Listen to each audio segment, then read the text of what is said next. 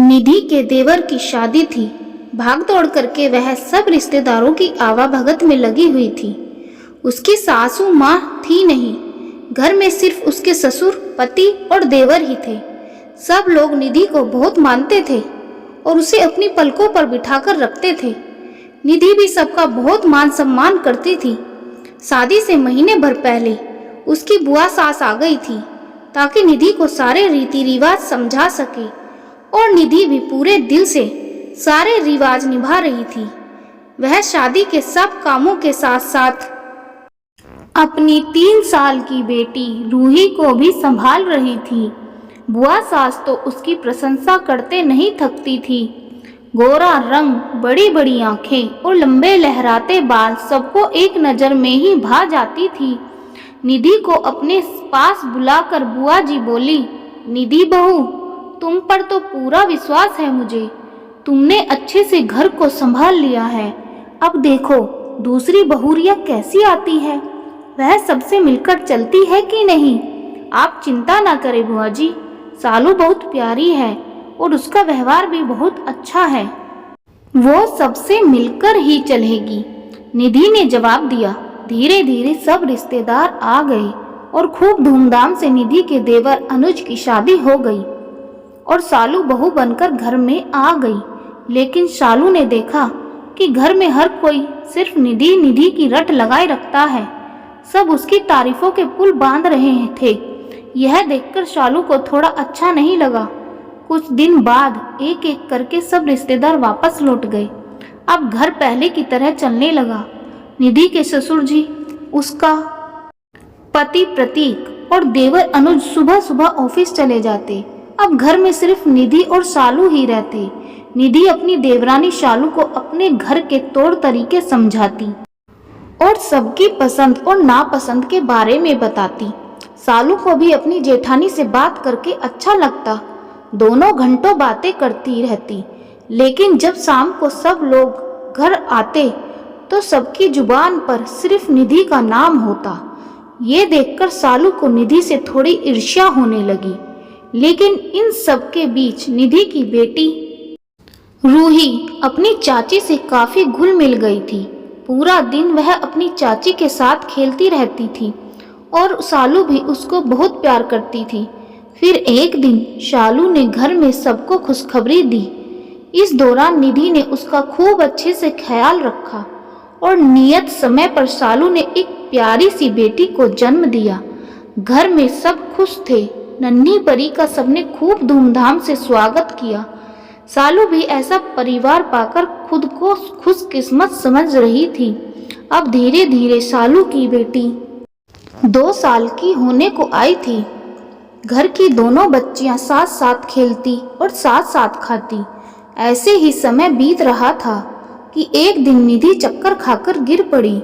Doctor को बुलाया गया तो पता चला कि निधि गर्भवती है।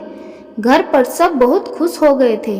अब शालू की बारी थी अपनी जेठानी निधि का ख्याल रखने की। लेकिन पता नहीं क्यों शालू निधि के लिए कुछ भी करने से कतराती थी, क्योंकि उसके मन में अपनी जेठानी के लिए जलन धीरे धीरे बढ़ने लगी थी।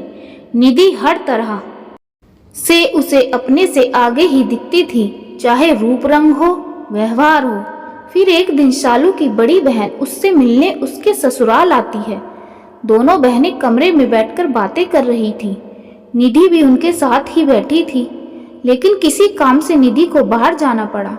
शाम को सबके घर वापस आने के बाद सबके मुंह पर निधि का नाम सुनकर शालू की बहन को बिल्कुल भी अच्छा नहीं लगा। उसने कहा, शालू, तुम्हारी शादी को 4 बरस हो गए, लेकिन अभी तक तुम इस परिवार में अपनी जगह नहीं बना पाई हो। जिसको देखो निधि निधि की रट लगाए रखता है। क्या तुम्हें अच्छा लगता है यह सब? नहीं दीदी, सच बोलूं तो मुझसे यह सब बिल्कुल सहन नहीं होता। मुझे निधि भाभी से जलन होने लगी है। मैं देखती हूँ बिना मेकअप के भी वह बहुत सुंदर दिखती हैं और हर कोई सिर्फ उन्हें ही प्यार करता है। मेरा नाम तो कोई लेता भी नहीं है। सही कहा शालू, मैं भी यह सब देख रही हूँ। तुम्हें कुछ करना चाहिए। हाँ दीदी, और अब एक और चिंता मुझे यह हो रही है। कि अगर निधि भाभी ने अब की बार बेटे को जन्म दे दिया तो घर में उनकी अहमियत और बढ़ जाएगी और मेरी रही सही अहमियत भी खत्म हो जाएगी। निधि भाभी जब हंसते मुस्कुराते बात करती है तो मैं अंदर तक जल भून जाती हूँ। मैं क्या करूँ, कुछ समझ नहीं आ रहा। कुछ नहीं, तुम सिर्फ इतना करो कि सबके मुंह पर निधि की जगह तुम्हारा नाम हो, सालू की बहन ने सुझाव दिया। सालू को सलाह देकर उसकी दीदी वापस लौट गई। अब सालू ने धीरे धीरे निधि से बात करना बंद कर दिया। निधि ने वजह जाननी चाहिए। तभी सालू कहने लगी, मेरा मन नहीं होता आपसे बात करने का। इस घर में सिर्फ आपकी ही चलती है, मेरी कोई जगह नहीं है और ना ही आपने मुझे वह जगह बनाने दी। यह सुनकर निधि हैरान रह गई। उसे नहीं पता था कि उसकी देवरानी के दिल में उसके लिए इतना कुछ भरा है। फिर भी वह चुप रही। सोचा समय के साथ सब ठीक हो जाएगा। लेकिन अब तो बात बात पर सालू अपनी जेठानी को उल्टी सीधी बातें सुनाने लगी। धीरे धीरे उसने उसकी बेटी रूही को भी निशाना बनाना शुरू कर दिया। अपनी बेटी को रूही से अलग रखने लगी। निधि को यह सब बिल्कुल अच्छा नहीं लगता था, लेकिन घर की सुख शांति के लिए वह चुप ही रही। धीरे धीरे सालू की हिम्मत और बढ़ती गई। निधि यह सब बातें घर में किसी को नहीं बताती थी और इसी का फायदा सालू ने उठाया। लेकिन अब दिन रात सालू को इस बात की टेंशन होने लगी थी कि कहीं निधि बेटे को जन्म ना दे दे, और उसकी जलन ने नफरत का रूप ले लिया। और इसी नफरत के चलते एक दिन उसने निधि को गिराने का फैसला किया ताकि उसका बच्चा गिर जाए। निधि इन बातों से अनजान थी। एक दिन शालू कोई सीरियल देख रही थी और उसके मन में एक विचार आया। जैसे ही उसकी जेठानी निधि नहाकर बाथरूम से बाहर निकलने वाली थी, उसने बाथरूम के बाहर थोड़ा सा तेल गिरा दिया ताकि निधि गिर जाए। यह सब करते समय भी उसके मन में एक बार भी अपनी जेठानी की अच्छाई नहीं आई और ना ही वह समय याद किया जब उसकी गर्भावस्था के दौरान उसकी जेठानी ने उसका कितना ख्याल रखा था।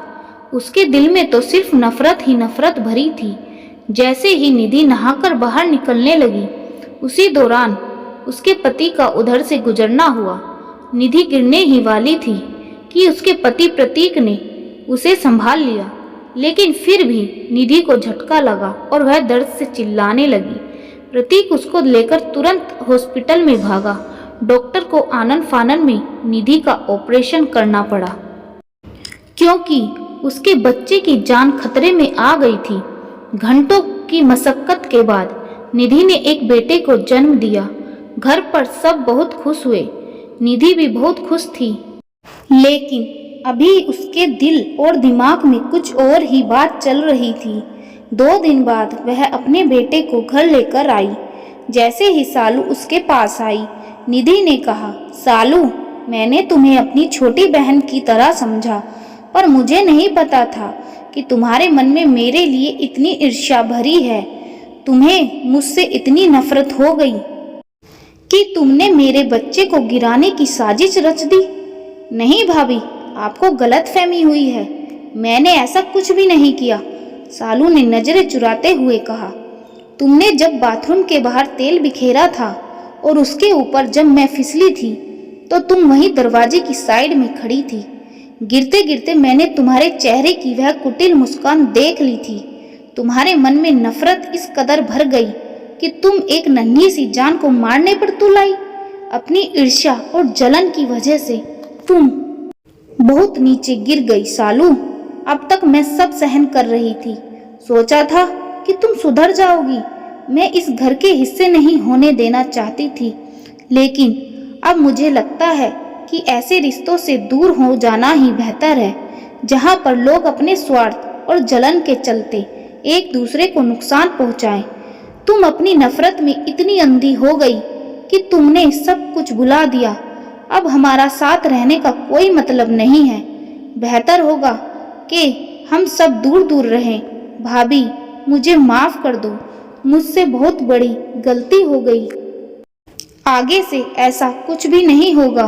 सालू ने कहा, गलती नहीं, तुमने पाप किया है। एक अजन्मे बच्चे को मारने का प्रयास किया है। मैं तुम्हें कभी माफ नहीं करूंगी। दोस्तों, कई बार ऐसे होता है कि कुछ लोगों की ईर्ष्या इस हद तक बढ़ जाती है कि वो हमारे साथ कुछ भी गलत करने में संकोच नहीं करते। ऐसे लोगों से समय रहते दूर होने में ही भलाई है। तो दोस्तों, कहानी थोड़ी सी भी पसंद आई हो तो लाइक करें, शेयर करें और चैनल को सब्सक्राइब जरूर करें। धन्यवाद दोस्तों।